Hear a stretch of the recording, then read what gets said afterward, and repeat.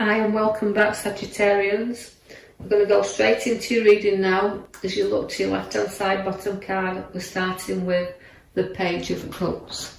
Now the Page of Cups, it also likes to be very charisma, does the Page of Cups. Now as we're looking, we're seeing that we've got a lot to learn here with the page. You know, it's about education, it's about learning and also sharing. You can understand in getting to grips with others, it can be very sympathetic towards others, but he likes to show his own charisma there. So it's a little bit like we're starting off with you Sagittarians, where you're showing like a little bit of your true self coming out towards doing things for other people. I can see the Queen of Wands. Now the Queen of Wands relates to a great education on your shoulder. So you've got empathy, you've got education, you've got two cards there which showing you look. You've got the little black cat with you there as well, which is showing a lot of luck upon your path. But it's significantly you like to grow and you like to mature and you like to show that you've got this maturity about you. When you need to be, you will put up a fight because the Ace of Swords is there for you. So although a fresh and new battles with the Ace of Swords, the battles that you can show you can win, you can see two sides to you in the start of your cards, where you've got that side that shows you sharp, right, and then the sharp side of you that shows where you can be blunt. So the empathy's there and you'll show it when it's needed, but you're tough on the other hand. You know, you stand up to things. So new challenges are about to come upon your pathway, but you're not frightened of them. You can get you're good at sticking to your ground. So watch for new challenges, but they're good. You do have the Empress, which means nurturing of your ideas. Also pregnancy's around because she is a nurturing mother figure. She brings births forward and a births of ideas, births of decisions, but again, where she's got the growth with her, you've had a lot to learn as well, because your lessons are there and your battles are there and your education is there. So again, the Empress is showing her hand there, but she's also showing that there's no ideas that can be born here. But we're giving you the King of Swords. Now if you've got an idea that needs to come to light, you've got to make sure you seek your advice from your king.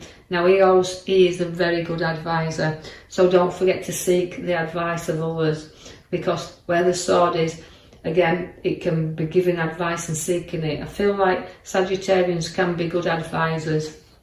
I think people will listen to their opinions and what they've got to say, so you may be advising someone else, but do take that on board, that you need to seek your advice too should you sign any documents or contracts, because it can come in the way of a legal man, can the King of Swords.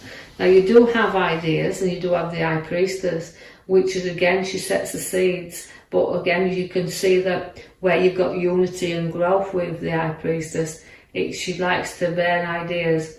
Now also you can see where you can keep secrets as well, because you can be the bearer of secrets. So you might find where people's talking or people's giving advice, receiving advice, whichever way around this is, that you maybe have to hold on to some things that you can't reveal right now, that you have to keep a secret. So maybe somebody's going to confide in you where you have to hold that safely guarded. But she's got a lovely, lovely spiritual card. She's the most spiritualist card, and she appears in the pack as the High Priestess. So you've got great creativity with you, but also you've got a beautiful intuition, a spiritual nature about you as well. You just have to use it. Now the Page of Swords comes with news, and don't get involved in anybody else's gossip, but it is about communication. Now the communication card means you've got to keep in touch, and you will be receiving news from someone you haven't heard from a while. So watch where the communication comes to you there. And also, you are a lot of knowledge with the Page of Swords. You like to hold on and not share a right lot of your knowledge. You kind of like to keep it to yourself. So you are holding your cards very close to your chest. That might be why you've got your secret High Priestess coming along the sword there, where you do have to keep them cards firmly close. You do have the Devil. Now the Devil, again, it can be addictions, but I feel like you can be addicted to emotional situations that you need to break free of, because emotions can drive us in all ways and make us really vulnerable at times, and we can become addicted to them emotions where we can't break free from them. So note that you can with the devil, although he's tempting you, there's a lot of temptation around, there's no reason not to be able to walk away from something that you don't feel is serving you right. So don't be afraid to do that, and you can deal with things easily once you've done that. The King of Cups is very testing, so you're having testing times around you, and your foot's in the water there, being very tested. But again, his emotional side to you, again, it's about ridding yourself from them traps of that devil that keeps on taking you back to the same thing over and over and over again. So challenge yourself, challenge your own emotions, and don't be afraid to try new things. I'm drawing you to the back card there where it's showing you the 4, which is links to the Emperor. Now the Emperor is very, very in control of situations, is started to build things, but are they worth carrying on with? That's what you've got to take with the Emperor. He's solid, he is your father figure, he is an advisor, but also it's a card that tells you you've got to make sure that you're building again and you want to finish and complete what you've started. The Queen of Swords relates to you being in control. Again, a sword, you've got a lot of swords in these readings, so it's like saying swords like to be dominant and in control. So this is how you're feeling at the moment. You want to be in control of everything that you're building up around you. But the sword and the Queen of Swords means, again, an advice. So you've got 2 advising cards here, so don't be afraid to listen and take the advice that's needed, and also giving advice, so it could be receiving it and then giving it. But the Queen of Swords, she likes to be firmly in control, and also within work-wise, very high up where they work, and an authority figure is the Queen. So whether we're talking to Sagittarians, you are going to be very much in control where work situations are. I know this won't mean everything to everybody, so just take out of it what you can. Now the Star again relates to everything and being around you, but sometimes it's dull. Sometimes we have to lift our head up and look forward, but we won't do that till we've got rid of things. So again, even though it's about ditching things and starting things, you're a little bit of emotional, these cards are a little bit all over the place to me when I'm looking at them. So I feel like it's about releasing things and pouring things out, and not knowing what you don't need around you, just get rid of. So you can see that once you've ditched a lot of this stuff, you can start to see that stars will shine around you, but patience is what's needed, and Sagittarians sometimes don't have a lot of patience. The North is the Fool. Now that's a risk taker as well, and the Sagittarians will take a risk from time to time. But again, like nobody's fool, but you have got to take a few risks in order to move forward sometimes. And that's the North, but you've taken a few risks in your here and now. And don't get too far to the edge. Note even though you're taking a few risks, note that not everything is worth the risk as well. So don't go too near the edge. Study what you want and don't go into anything, walking into anything you feel is a bit risky. I see that again, where we've got the mature ones here with the news around, and that is abundance around us. So we've got to be prepared that where this abundance comes and it sits in with us, it can come in the form of inheritance, and it can come in the form of redundancies. But however form it comes, whether we've nurtured our money, we've worked for our money, it means a little bit of being able to spend a little bit on yourself, because you've got that mature wealth in that card there of the 9 of Pentacles at the top right hand side. Someone may need a little bit of support and a little bit of a helping hand here. So you're going to be supporting and helping someone, but they need to look up to you as well to see where you are going to support and help them.